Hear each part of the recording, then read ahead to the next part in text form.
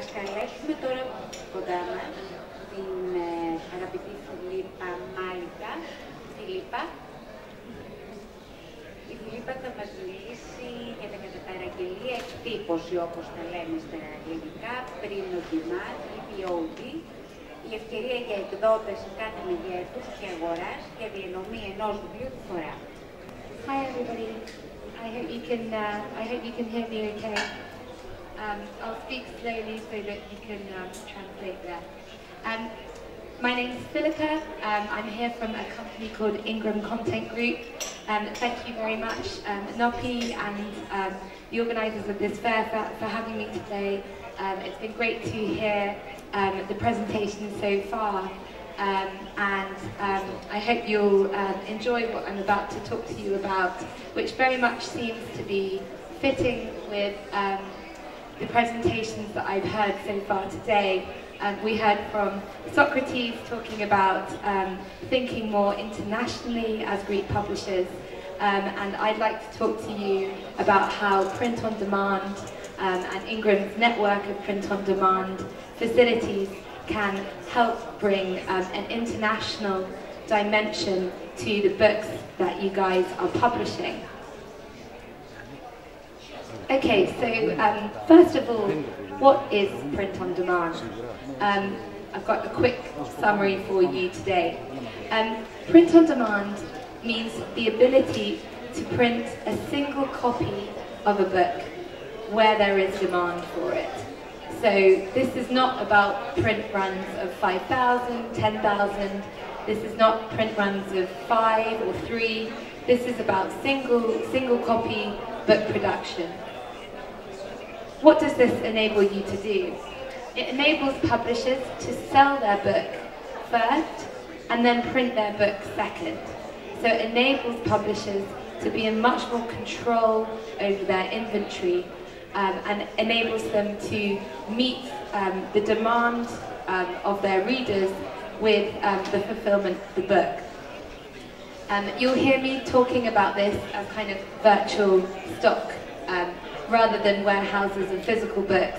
Your books are stored in virtual warehouses, which is effectively a catalogue of PDF files.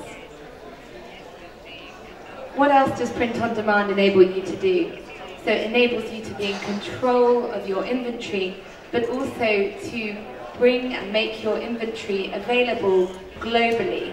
So with a virtual warehouse, your books are no longer limited to where you have your shelves of books or your warehouses, but actually being much more dynamic about where your books are stored and how they get delivered to the readers. So I wrote this before I listened to some of the presentations today, but luckily these issues are very much in line with what I've heard. First of all, it's the responsibility of publishers to keep their authors happy. In my experience, authors get very frustrated when they find that their books are not available or not on sale. So this is a very important aspect of what publishers have to do. Second issue is, how can I make sure my book is available globally? Not just available in local bookstores, but how do I make it available for any reader around the world to order if they should want to? And how do we know what that demand is, where it is, where are my readers? Another issue I've definitely heard about is, if I want to reach international readers, how the hell do I pay for it? I don't want to pay for a warehouse in America. I certainly don't want to spend all my money shipping one book across the ocean to meet one reader. So how do I get more flexible with my inventory management so that I can get my book to the reader that wants it? And the last point, how do I make more money? Which is basically maximize the sales potential. How do I printed this book, I've published this book, how can I make sure that I get the maximum revenue out of that title that I have published? I'm sure there are many more issues, just let me know.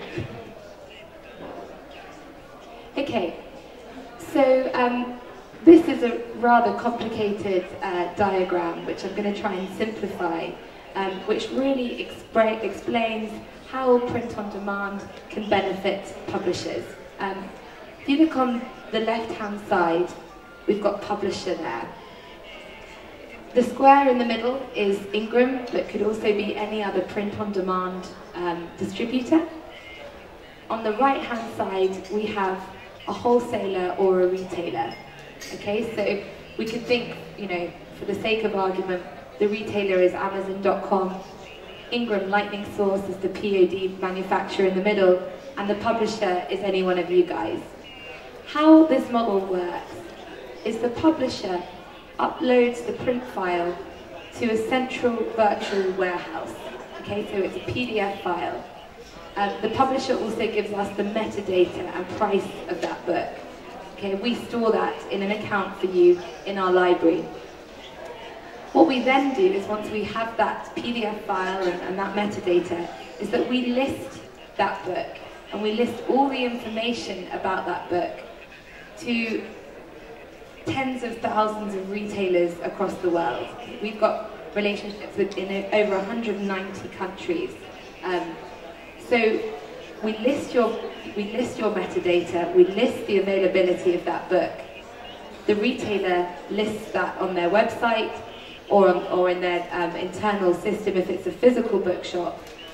When the reader wants to buy that book, they order the book, we print that book on your behalf, and we fulfill that to the end customer. We then pay the publisher for the sale. So the publisher could be anywhere in the world. The print facility will be located where it makes most sense for the retailer, and the retailer could be anywhere in the world as well. So what you have is you have the ability to show availability as well as very, very fast turnaround time to your reader. Okay? So instead of shipping that book from Athens and it taking 2 weeks, it will show as available next day on something like Amazon.com. And we believe that's a very, very powerful sales message for your book. If you need more questions on that, ask me, because there's a lot of arrows. So this is just a quick overview of what we need from a publisher in order to get into our global distribution network. It's very simple. It's a PDF of your book. It's a contract in place with us. We need to legally make sure we're safe. And then it's the rich metadata about that book to make sure that that book is discoverable. So we emphasize the need for keywords, we emphasize the need for lots and lots of other bits of data, so that book is made really is easy to discover. And lastly, you need to give us a price. So you set the price for your book for all of our different territories. So you give us a US dollar price, a pound price, Australian dollar prices, so that you control how much we sell your book for. Okay. So we've talked about the global POD distribution network, but where do we have facilities? Ingram has 5 print facilities in the US. We're an American company. We've got one in the UK, in Milton Keynes, and we've got one in Australia with a joint venture in France. So this means that we are able to print the book in the location that makes most sense for the order. So we get an order from a bookshop in France, from Shakespeare and Company. We're able to locate that, to print that order in the nearest facility so the reader gets the book more quickly. Again, these are all routing decisions that you don't need to make. You simply, as publishers, upload your book with us, and we have the routing technology that decides where to print that book in order to get that most quickly back to the retailer or back to the end customer. So we're in the US, the UK, and Australia. We also have a number of different partnerships in regions of the world where Ingram, for various reasons, did not set up their own facility. So what we do is we try and find in different markets a print-on-demand supplier, so somebody who can print a book of one, as well as the ability to list and sell that book to a retailer. So we have a kind of separate program that covers many other areas of the world. So we've got partnerships in India, in China, in Brazil, Spain, Italy, Russia, Poland and Germany.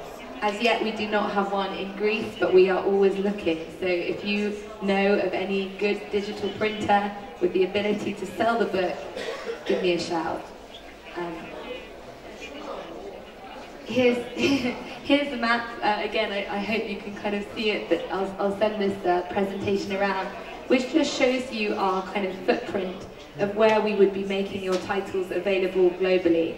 And again, just to say, you don't have to do anything except upload that PDF of that book with us, and we will make it available to all of these different locations. Quite a helpful visualization I often find is to think of us as a vending machine for your book. Okay, so we create the availability and the visibility of your books all across these different regions of the world. We are not actively marketing your book, that's still the publisher's responsibility, but we are making available and we are showing very, very fast delivery times. So you basically, you become more visible in these markets. So why do we use print on demand? Why not just continue this old model of putting books on airplanes, waiting 2 weeks, putting our fingers in the air and hoping that we will meet the demand with bits of inventory that we hold around the world? We really believe, and it's very, very powerful, that in stock is a very, very powerful sales message. So if you're a bookseller and somebody goes into a bookshop and requests a book, and the bookseller says, oh, not in stock, 3 weeks delivery, what happens is the consumer doesn't buy it. If you go on a retail site, I used to live and work for Ingram in India, and I'd want to order books all the time into India, and if it said 3 weeks delivery, I just didn't buy it. I think your modern reader is extremely impatient. They want the book yesterday, and so we really believe that having a prime type message of next day delivery, or certainly 2 to 3 days, really encourages your readers and your consumers to buy the book. So it's all about availability, crucially all about availability. So how do we pay publishers for this program? So just to recap, we've talked about the fact that you sign a contract, you upload your book and your metadata, and you also give us a price to sell that book globally. So what we do, and I can't speak for other POD providers, is that you give us a selling price and a wholesale discount. So you can give us a price in $20, for example. We would sell that book to a retailer like Barnes & Noble for $20. We take off your wholesale discount, our print costs, and then we compensate you the rest.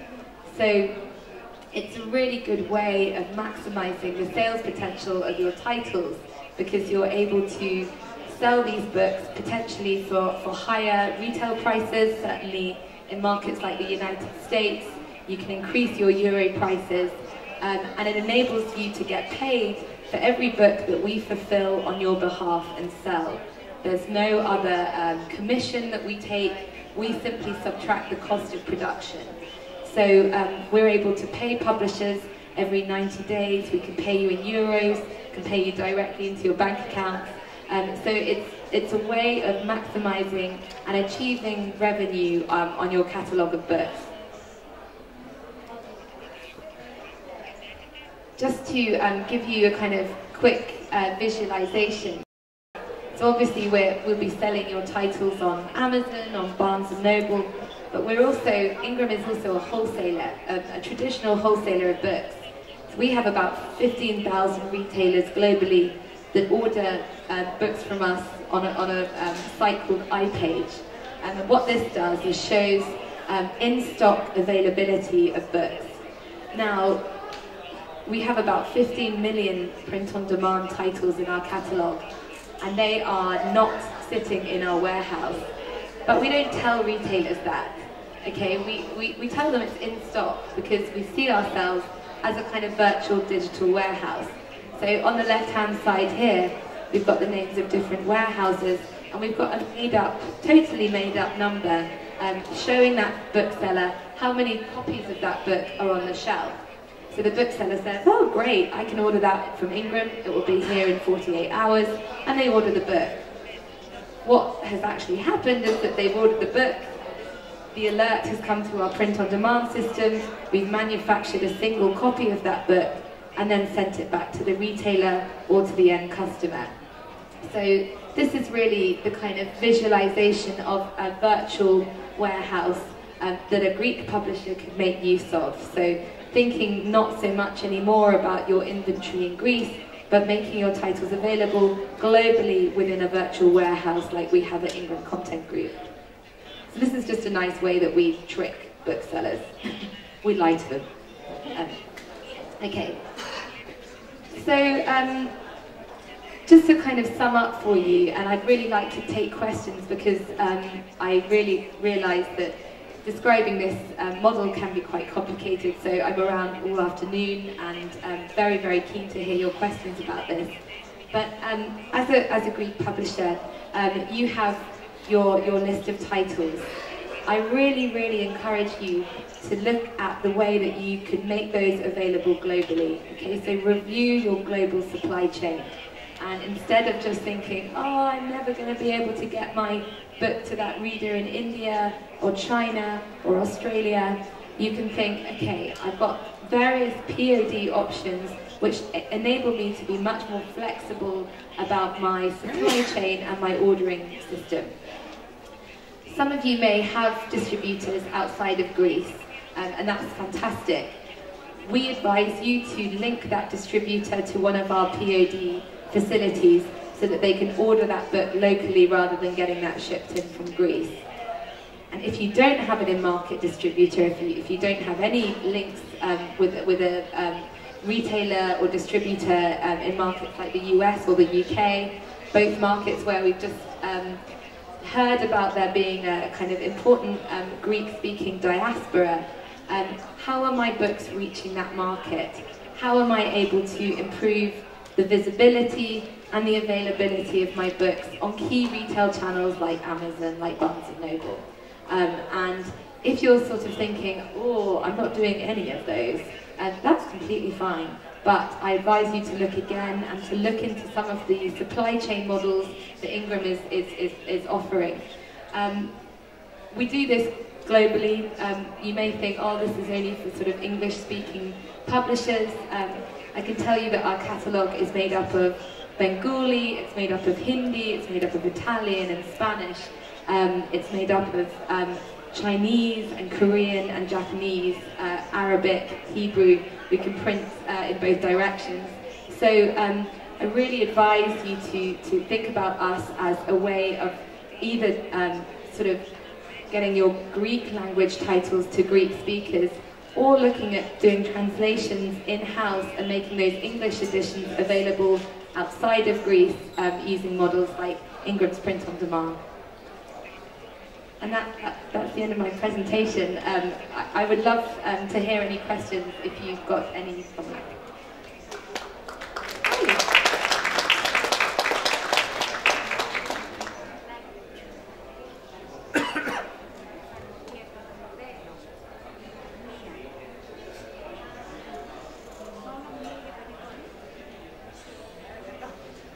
So, thank you very much for your presentation. It was very interesting. I'm a publisher, right? I was wondering, I have, one, when does it make sense to change from POD to mass printing? So, if I see a book is selling 100 copies a day, does it really make financial sense for me selling POD instead of mass printing and shipping the book?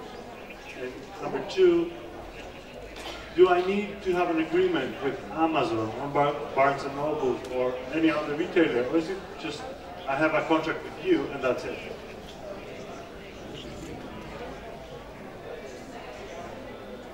I'll answer your second question first, because it's so you don't need any contracts with those retailers. We handle all of that. So you just sign one agreement with us.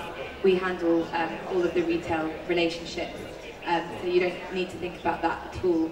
And unfortunately, you can't opt out of a retailer, so you can opt out of a market, but not a retailer.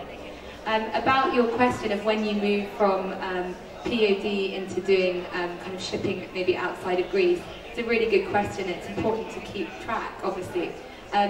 It will really depend on how, if you're going to ship from Greece, if you have a distributor in that market, or who's going to handle your inventory the other side or outside of Greece. A couple of case studies I can say, like a publisher in India who started using us just for print on demand. It enabled them to grow their sales. They could then go to a distributor in that market and say, I've got 5 titles which are selling really well, give me a distribution deal. And so they then went back to their inventory management from India, which was cheaper, and they were able to kind of do a more traditional distribution arrangement that way. So I would say that use print on demand as your first, like dipping your toe in the water. You get to know what's got kind of international interest. And then, you know, if the volumes are high, if you feel like it's going to make more financial sense, you can, you know, go back to the more traditional model. I would say that distributors increasingly prefer POD because it's local, they don't have, you know, they don't have slow, delayed delivery times, so they may well prefer to keep that model going. So, yeah.